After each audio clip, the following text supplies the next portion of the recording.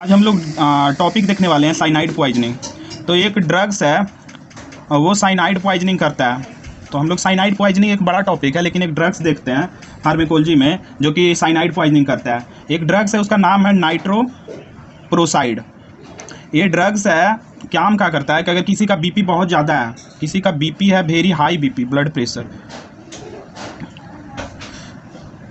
Very high blood pressure, तो अगर ये इमरजेंसी में दिया जाता है ये drugs intravenously given hypertensive emergency, मतलब हॉस्पिटल में ये ड्रग्स इंट्रावेनसली दिया जाता है।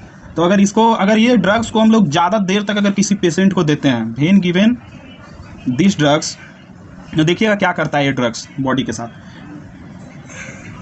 लॉन्गर ड्यूरेशन, अगर लॉन्गर ड्यूरेशन तक इस ड्रग्स को दे रहे हैं, अगर इस ड्रग्स को लॉन्गर ड्यूरेशन, तो इसका जो मेटाबोलाइट्स है ये अगर बॉडी में जाकर डाइजेस्ट होता है, तो उसके बाद ये इसका मेटाबोलाइट्स है, मेटाबोलाइट्स ऑफ दिस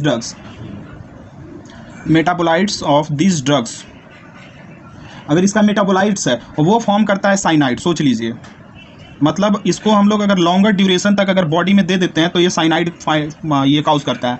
अगर किसी का बीपी है 160/100 mm ऑफ Hg मरकरी, इससे अबव जा रहा है, तो इससे ये हम लोग ये ड्रग्स देते हैं इमरजेंसी में। तो इससे क्या करता है, ये साइनाइड अगर बॉडी में बन रहा है तो साइनाइड के कारण होता है क्या कि लीड्स करता है साइनाइड पॉइजनिंग। साइनाइड पॉइजनिंग जैसे हम लोग जहर खाते हैं सल्फॉस, उसमें मिलता है साइनाइड, जो कि एल्युमिनियम साइनाइड यहाँ होता है, उसमें मिलता है, इसमें है साइनाइड मिल रहा है। तो इसके कारण क्या होता है कि इसके कारण हम लोग इस ड्रग्स को इंट्रावेनसली हम लॉन्गर ड्यूरेशन तक नहीं देते हैं। फॉर दिस रीज़न इसी कारण इसको हम लोग लॉन्गर ड्यूरेशन तक नहीं देते हैं। For this reason only the nitroprusside जो ड्रग है उसको इंट्रावेनसली हम लोग लॉन्गर ड्यूरेशन तक नहीं देते हैं। Is not given to the patient for longer duration तक इसे नहीं देते हैं। शॉर्टेस्ट ड्यूरेशन तक देना होता है ताकि इसका जो साइनाइड का है वो साइनाइड बने ना बॉडी में। शॉर्टेस्ट पॉसिबल ड्यूरेशन हम लोग देते हैं बॉडी में, जिससे ये ड्रग्स का पॉइजनिंग ना हो।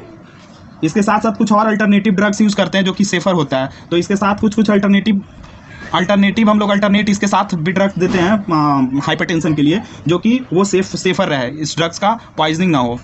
Alternating safer drugs is being also used.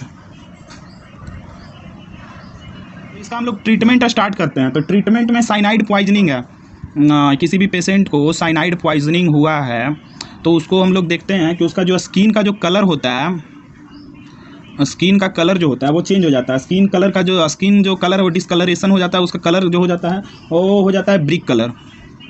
Brick मतलब आप समझिए ईट जो यूज होता है वैसा कलर का स्किन होने लगता है।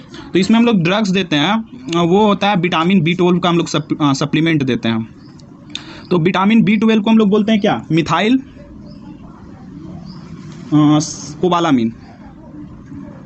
कोबालामीन।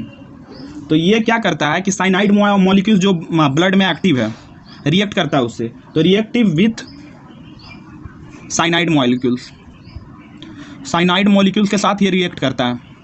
और ये साइनाइड मॉलिक्यूल्स के साथ, जैसे साइनाइड